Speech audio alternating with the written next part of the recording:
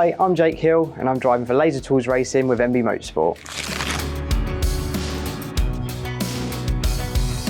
I think some of my earliest motorsport memories would be from when I was around 6 years old. My dad was doing Renault Spiders at the time, which were on the British Touring Car package. I remember sitting on his lap when he was driving the car back to the pit area. I think those are some of my earliest memories really of actually being around the sport and being with my dad Simon, who raced a lot when I was young in the late 90s and early 2000s. And those are really special memories, and it definitely what draws you into the sport. It's hard, it is just like a legal drug, I guess, you can't help but stay away, especially when you've been around it since I was a kid, and yeah, some of those memories will stay with me forever. My karting career was very limited. I actually did a few rounds when I was about 8, which is about the time that I guess a lot of my competitors would have started at. And most kids that go on to do really high level stuff, they all start around that age. But the only way I got into it was through a dad's friend who ran a go-kart team, Scholartech. I was actually teammates with Max Chilton, Tom's brother, which was really cool, and still to this day we're friends. But then it stopped all the way until I was 13. So we just couldn't afford it. It was expensive then, but it's even more expensive now. And yeah, we just ran out of budget, simple as that. And then when I was looking after some of the wheels and cars for Redline Racing when I was 11, 12 years old, I actually became really good friends with some of the gentleman drivers in the series, and they saw how much I wanted to go racing, and they all agreed to chip in a couple of grand here or there, and it created my first little pot for racing, and that enabled me to go karting again properly for a year, and then into the Ginetta Junior Championship where my car racing journey started.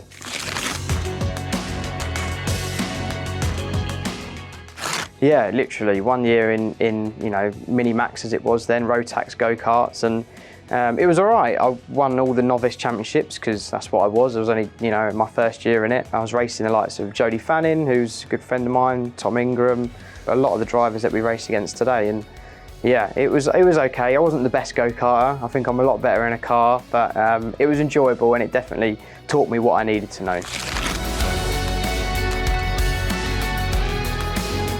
Ginetta Juniors were arguably the most fun I've had racing, I think because, we're still kids at that point. I was 16 years old, 15, 16 years old, but I just couldn't believe I was actually racing a car, It's literally what I dreamt of my whole life. I've been around it for so long.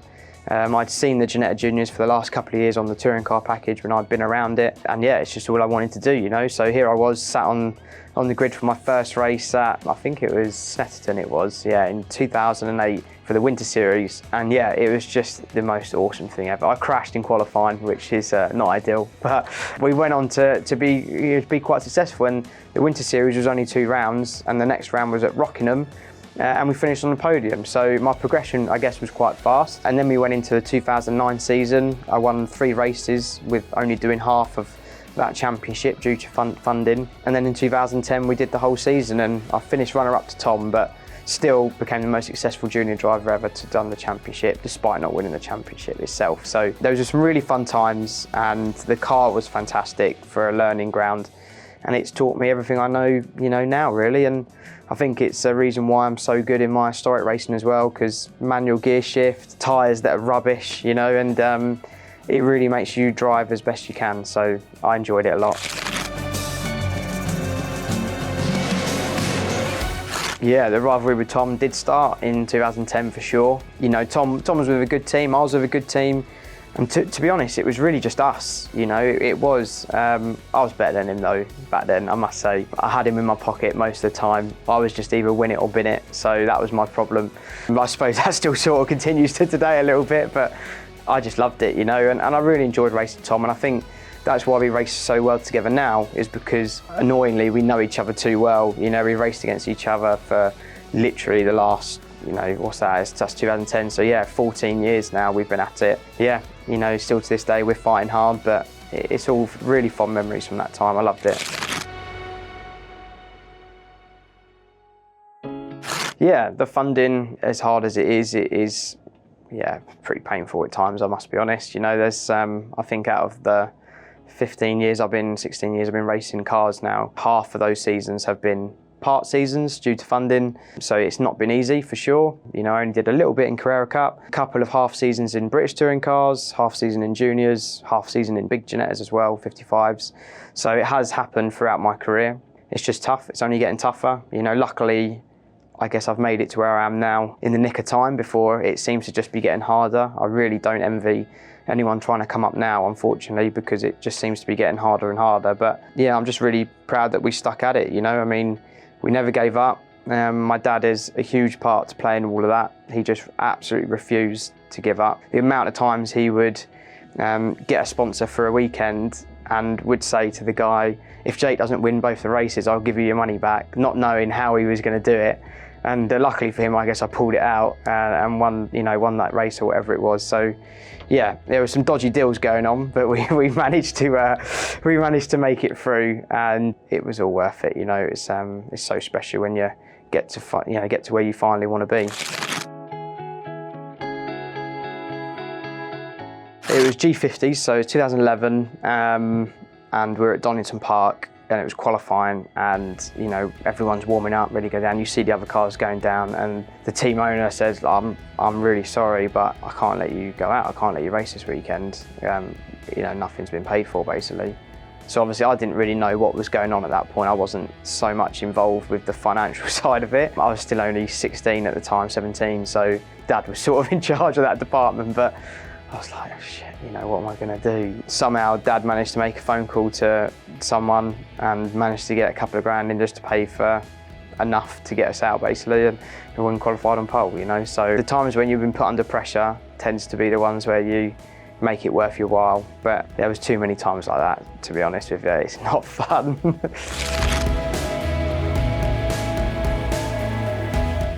Yeah, my first British touring car race. So it's 2013, Croft, and I'd actually shaken the car down a couple of times just because David Bartram and I really got on, and he just said, you know, would you like, some of the drivers can't make the shakedown sometimes, would you want to do it? As long as you look after it and you know, you're well behaved, you're welcome to do it. So I had actually driven Liam's car a couple of times just at Ford's base in Essex at shakedown. And yeah, I think they were having their second or third child, I forget which, but she went into labour on the Friday evening, I believe, and David said, you're in, you know, you're gonna do it. We only had to find a little bit of money because Liam had obviously covered the season, so it made it all doable, really. And yeah, there I was, sat in a S2000 Focus, which was one of the best cars at the time.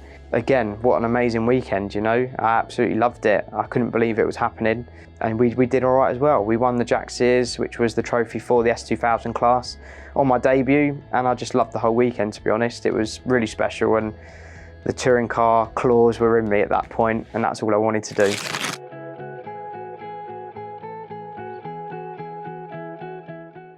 Yeah, it was the perfect debut for sure, you know, and I was very lucky, and I do believe in, you know, if it's meant to be, it will be, and I think it was, to be honest. You know, it was the perfect storm. I was driving for David and Motorbase, you know, and we've been friends for a long time, and yeah, I'd driven the car a couple of times at shakedown, so it just fitted in, you know, and it was really nice of Liam to let me race his car still whilst he went and had his next child. So yeah, it was super special, mate, and absolutely loved it.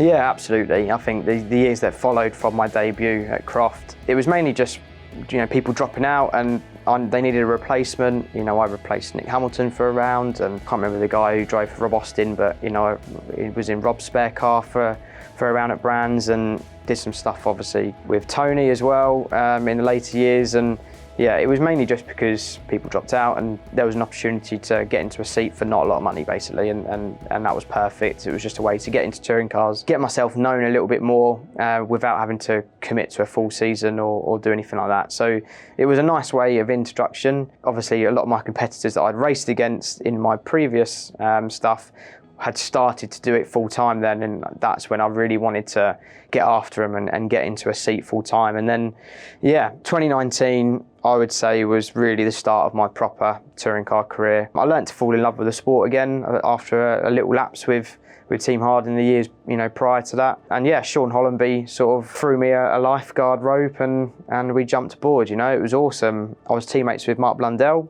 and then that started everything, you know, and I'm forever grateful for that, because without being teammates with Mark for that year in 2019, I wouldn't be managed by him now, and I wouldn't have been driving for MB Motorsport for the last 4 years. So yeah, it's getting back to the whole fate and is it meant to be?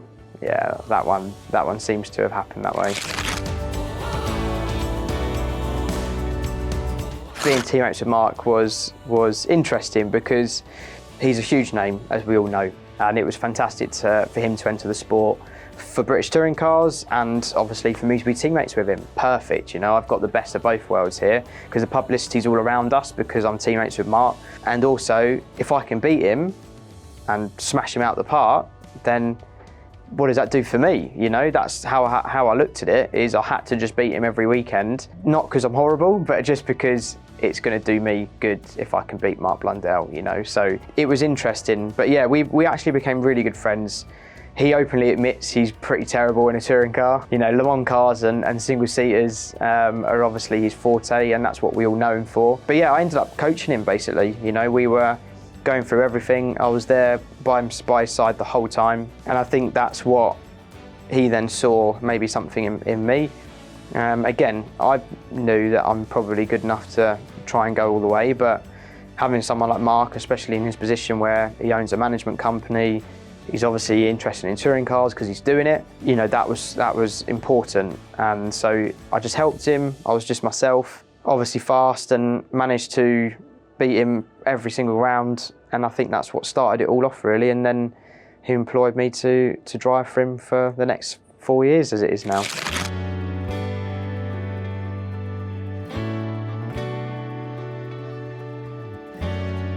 It is, absolutely. This is a complete dream come true. I mean, I remember when I first came into touring cars, okay, 2013, but when I started doing my first full season in 2016, and the first round was at Brands, and you walk out of the tunnel into the touring car paddock, and the first trucks you tend to see are Team BMW.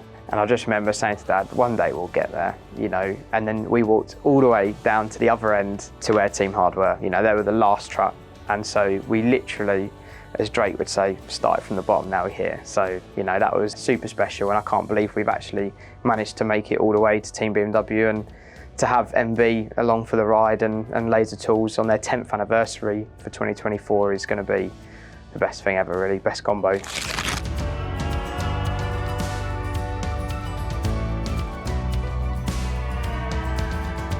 Yeah, it's been awesome to get the deal done so early. I mean, it was a really special time over Christmas, just having the deal done.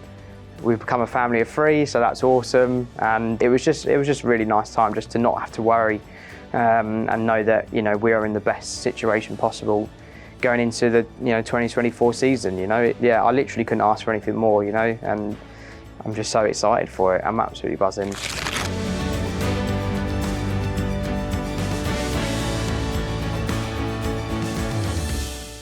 Yeah, it's literally been the best Christmas ever. You know, having my little boy Jude come into the world, he's the best present of all. The touring car deal was mega, but unfortunately this one tops it. Yeah, it's been awesome, but having the deal done at the same time just makes the whole thing a perfect situation. And yeah, I really look forward to bringing him to the touring car rounds this year and showing him our world, really. Yeah, it's going to be awesome, and definitely having a little support along the way.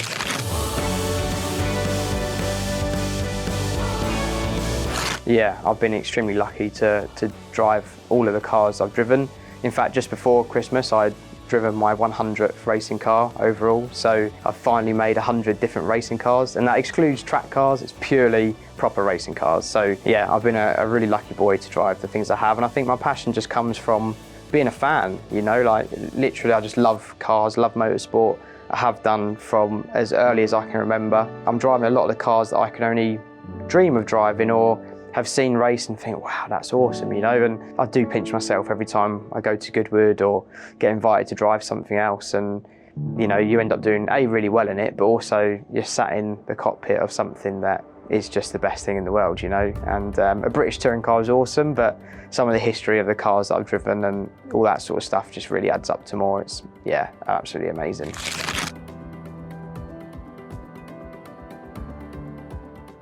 I would say my best British touring car win success would be that amazing fight with Ash Sutton at Knock Hill, actually in 2022, I would say. This year was good, but the 2022 one was pretty awesome at the same time, only because, look, we all know how good Ash is, and you know, he's 4-time champion now. He's, yeah, absolutely incredible, no doubt, and to go door to door with him in fairly equally machinery and to beat him, it's awesome. You know, I absolutely love Knock Hill as a circuit, and for me that was a really special day. So yeah, for me that's my British touring car best weekend, best race. And then I think my historic one is tough. I think a lot of people know me for my Capri exploits at Goodwood at the members meeting, and they have been, again, some of the best races I've ever had in my life, hands down. So I would say the best race would probably be, yeah, the 2021 members meeting in the Gitane 4 Capri, but there's been too many cool cars to name, really.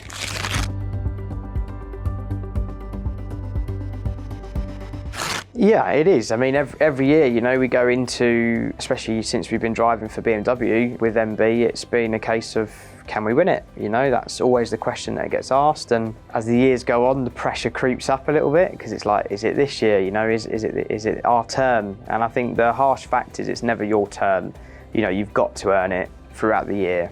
You can't go into the start of the year thinking, this is it, it's my time, you know, we're going to make it happen. All I know is that us as a collective are trying harder than we ever have, hands down. I am personally. West Surrey are doing an amazing job with making the car as fast as it can be. There's no secret in the fact that we haven't done enough as a team to make the car as good as it can be. So it's time to pull out all the stops and just commit 110%. And that's all I can say we're doing. You know, at least when we get to the end of the year, win, lose or draw, we've thrown the world at it, and we can hold our heads high. You know, I know that will happen, and I'm sure we'll be in the thick of it. It's just whether we can clinch that top spot or not. But I am more confident than ever, and I'm literally so excited for this year. I really am, more than I've ever been. So yeah, it's time to just get our head down and get stuck in. Hope that we're there at the end.